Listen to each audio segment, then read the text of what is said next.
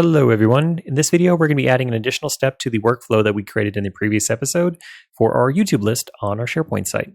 So in the previous episode, we made this workflow, which is very simple. It's just essentially looking for a new item to be added to this list.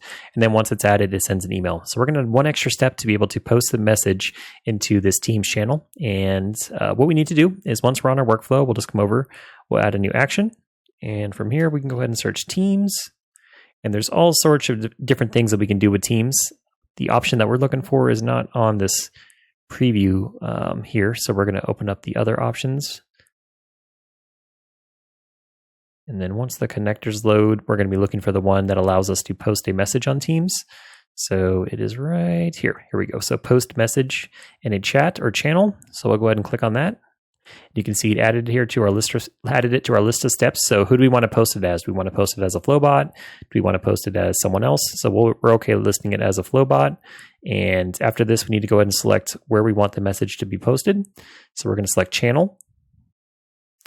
And now we need to go ahead and select a team. So it's going to be CyberMike. So you can see the team is right over here, CyberMike. And then within that, we need to look for general. And the general is right here. So what we'll do now is we're just going to go ahead and we'll just put a simple message here. Entry has been added to the YouTube list. Okay, so it's very basic. I'm sure you guys probably want to customize this a bit and add in some of the dynamic fields into this so that the people looking at the Teams channel know exactly who was added, who it was added by, the date that it was added, who the supervisor is, etc.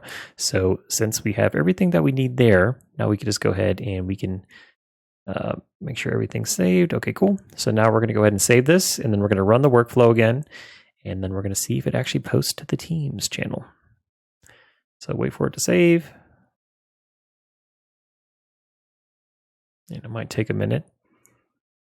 But as soon as it does, then we can go ahead and we're going to add a new submission. So we could test it on here, but we're actually just going to add a whole new entry here to our YouTube list.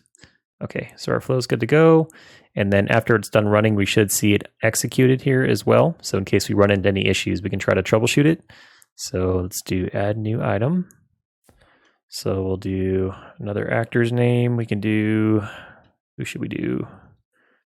Tom Hardy.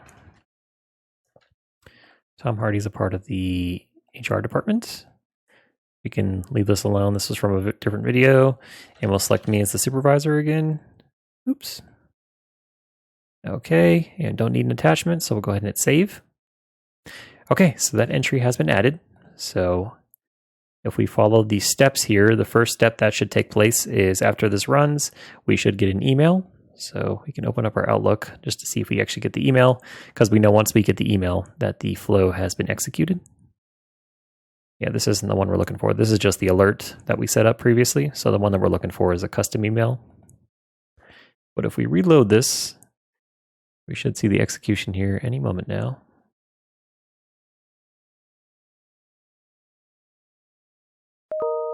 Okay, so something just went through. Okay, so that is the email that we're looking for. And then, yep, there it is. There is the Teams message that we were looking for as well. Hello, a new entry has been added to the YouTube list. And like I mentioned, you guys could always head back over to your flow and you can customize this a bit so that the people looking at this Teams message, they don't have to even go into the list item to see all the details that they would need to see. You could put in like the title of the entry, the departments, whatever the relevant fields are on your list. So that way, at a glance, they get a great idea of what happened.